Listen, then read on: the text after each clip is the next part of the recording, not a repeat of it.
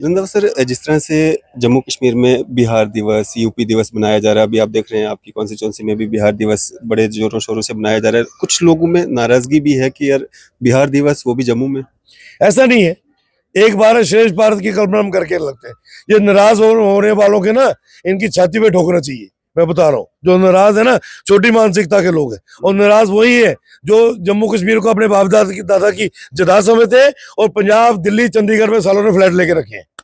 MLA बाहू constituency Bhajpa senior नेता विक्रम सिंह रंधावा जी हमारे साथ मौजूद हैं, बातचीत करेंगे। रंधावा साहब, कैसे देखते हैं आज पूरी भाजपा ने जो है वॉकआउट किया डेली वेजेस के इशू को लेकर के। हालांकि नेशनल कॉन्फ्रेंस आप पे भी सवाल खड़े करती है कि आपकी 10 साल सरकार रही, 3 साल सत्ता में रहे, उसके बाद इनडायरेक्टली कहीं ना कहीं आपकी ही यहाँ पे एलजी साहब थे, रूलिंग सेंटर में भाजपा की है, तो आपने पक्का नहीं किया, तो 5 महीने वाली सरकार को आप कह रहे हो कि आप पक्का कर दो। देखिए, ये बदकिस्मती है ना। आप सरकार में आए हो, आप कुछ मैनिफेस्टो लेके लोगों के बीच में गए थे, हम भी गए थे, हमने मना थोड़ी किया कोई। हम तो अपने मैनिफेस्टो के बलबूते पे लोगों के बीच में आज भी है। हमने कहा था हम सरकार में आएंगे, 100 दिन में हम डेली वेजेस का समाधान करेंगे। वो कैसे करना था, ब्लूप्रिंट हमारे पास था ना। इन्होंने भी तो वही कहा। इन्होंने तो ये भी झूठा वादा किया, खास करके कश्मीरी अवाम से, कि 370 वापस लाएंगे। उस पर ये बात ही नहीं कर सकते। बड़ा क्लियर कट है कि सरकार की नीयत और नीति में खोट है। आप हर किस्म का प्रोटोकॉल एंजॉय कर रहे हो, आप सारे पर्क्स ले रहे हो, तो फिर इनका क्या कसूर है? ये क्या मांग रहे हैं? हमारे साथ हमारा छोटा भाई है लद्दाख, वहां 45,000 में उनको रेगुलराइज कर दिया गया है और वो मान गए, काम कर रहे हैं। हम शुरू से कह रहे हैं इनके साथ बैठो। हमने पहले भी कहा, फिर ये सड़कों पे उतरे, इनके साथ एट्रोसिटीज हुई, लाठियां बांधी गई। तो फिर हमने जब हाउस के अंदर शोर किया, तो फिर हमारे जवाब के बाद सरकार ने जो है वो कमेटी बनाई, लेड बाय ब्यूरोक्रेट्स। और ब्यूरोक्रेट्स को, वो कौन से, जिनको गरीब की दर्द का पता ही नहीं है, जिनको पता ही नहीं है कि गरीब की पीड़ा क्या है। एयर कंडीशन कमरा, एयर कंडीशन गाड़ी, air condition bedroom, air condition bathroom, ये वो लोग हैं।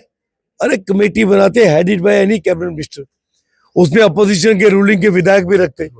6 महीने तो बड़ी दूर की बात है, 1 महीने में इनका समाधान होगा। हम ये भी मानते हैं कि देना सब कुछ केंद्र ने है, इनको भी पता है। तो भैया, जिससे लेना है इज्जत से लेंगे ना, प्यार से लेंगे ना।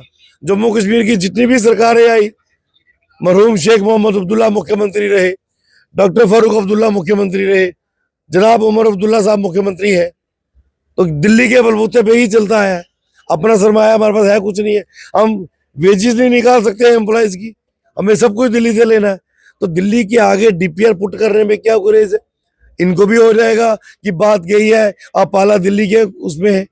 लेकिन मुझे लगता है कि कहीं ना कहीं जो ब्यूरोक्रेटिक तानाशाही है, ब्यूरोक्रेटिक तामझाम है, वो सरकार को मिसलीड कर रहा है। रंधा साहब, वो कह रहे हैं कि ये जो डेली वेजेस प्रोटेस्ट कर रहे हैं, ये भाजपा के कुछ लोग हैं जो इनको मिसलीड कर रहे हैं। कमेटी का गठन हो गया है, अगर इतने सालों से वो लोग इंतजार कर रहे हैं तो 5-6 महीने और देख लीजिए। तो इनकी हिम्मत है तो ये चीज उन लोगों के बीच में आकर बोले एक बार। स्टेटमेंट्स तो दे रहे हैं मीडिया में दे रहे हैं ना।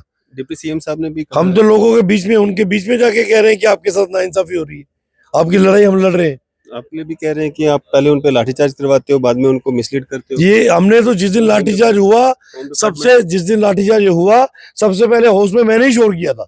मुख्यमंत्री महोदय ने बात डाइवर्ट की थी कि ये बात एलजी साहब से करनी चाहिए थी।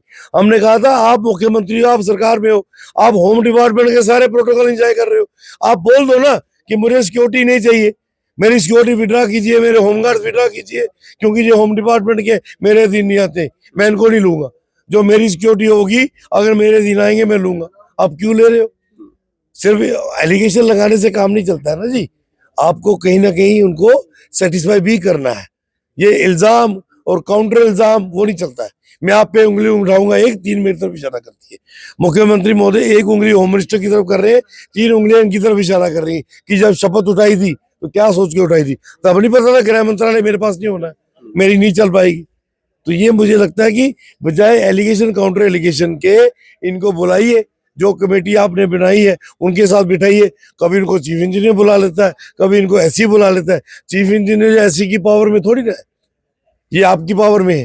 रंधावा साहब, आपने एक इशू और भी उठाया है कि लैंड ग्रैबर्स के खिलाफ कार्रवाई और अनरेगुलाइज जो कॉलोनीज हैं उनको रेगुलाइज किया जाना चाहिए। और पूरे जम्मू कश्मीर में बहुत सारी कॉलोनीज हैं जो अनरेगुलाइज हैं। आपकी बाहू कॉन्स्टिट्यूंसी में बहुत सारी अपने कॉलोनीज हैं जो अनरेगुलाइज हैं, कैसे देखते हैं? देखिए, बाहू कॉन्स्टिट्यूंसी में सबसे ज्यादा इसका इफेक्ट है हमारी वाल्मीकि कॉलोनी है, त्रिकुटा नगर है, गोरख नगर है, राजीव नगर है और नानक नगर है। वो भी अभी तक पूरी तरह से रेगुलाइज नहीं है और पिछले 60-65 वर्षों से लोग वहां रह रहे हैं। सरकार के बिठाए हुए लोग बैठे हैं, सरकारों ने प्लाट लाट किए, सरकार ने उनसे पैसे लिए, उसके बावजूद भी हाउसिंग का डंडा भी अभी चलता है, जेडीए का भी चलता है। अभी बठिंडी तो चलो, बठिंडी का जन्म ही जो है 1995 के बाद हुआ है, बट जो बठिंडी बाहरी लोग आके वहां बैठे हैं, जम्मू कश्मीर के भी हैं, चाहे वो सरकारी जमीनों पे बैठे हैं चाहे खरीद के जमीनों पे बैठे हैं, तो वो क्या कर रहे हैं? सरकार की उन पे नजरें क्यों नहीं? हमने कहा या तो उनसे खाली करवाइए, नहीं तो आज की डेट में उनसे मुआवजा लेके विदाउट पेनल्टीज और जगह उनके नाम पे कर दीजिए और कॉलोनी को रेगुलाइज कीजिए।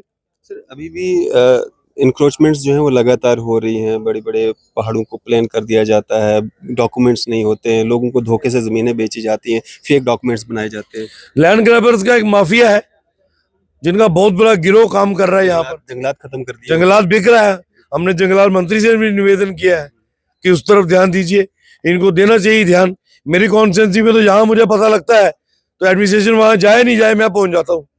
हम तो रोक लगा रहे हैं, एक विधायक होने के नाते कॉन्स्टिट्यूंसी की जमीन जायदाद को बचाने का भी मेरा राइट है, बात को रखना मेरा हक है। आगे देखते हैं कितना कहां तक पहुंचते हैं। चलिए, शुक्रिया हमारे साथ बातचीत करने के लिए। विक्रम सिंह रंधावा जी हमारे साथ बात कर रहे थे, एमएलए बाहू कॉन्स्टिट्यूंसी, भाजपा सीनियर नेता। आपकी सब पे राय है, अपनी राय जो है जरूर साझा कीजिएगा। इसी तरह की मजीद अपडेट्स के लिए आप देखते रहें न्यूज़ शहर। बीएन हाई सेकेंडरी स्कूल जो कि सुजवा रोड जम्मू में स्थित है, अब इसमें 2025 और 26 की बैचेस की एडमिशन शुरू हो चुकी है। अगर फैसिलिटी की बात करें तो यहाँ पे आपको medical, non medical, art stream, hostel for boys and girls, dedicated faculty, nominal fee structure, fee concession for siblings and single girl child.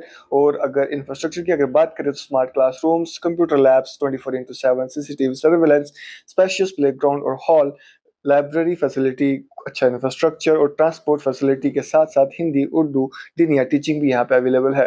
तो अगर आप लोग भी अपने बच्चों की एडमिशन यहाँ पे कराना चाहते हैं तो दिए गए नंबर पर संपर्क कीजिए। Myself, Asya Shubir Pandey, Principal BN Higher Secondary School, Sujwan, Jammu. This school was established 22 years ago. Under the chairmanship of Engineer Abdul Ghani Kohli. Good morning to all of you. My name is Azimul Haq and I am the student of this school from class 12th from art stream and also I am the president of the school. मैं यहाँ पर primary से education जो है वो लेता आ रहा हूँ। Hello, myself Ulfat Jahan. I study in class 10th A. I have been studying here from nursery class. I gain a lot of knowledge here because all the teachers are very cooperative, efficient and dedicated here. We have well furnished labs for practical and auditorium hall for cultural functions.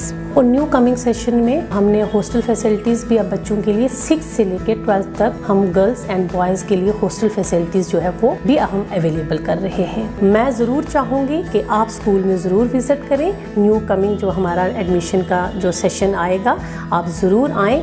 हर बच्चे का right है education लेना और वो education का right BN higher secondary school आपको provide करेगा। At BN School, we offer quality education with a reasonable fee structure, making it affordable even for our weaker sections.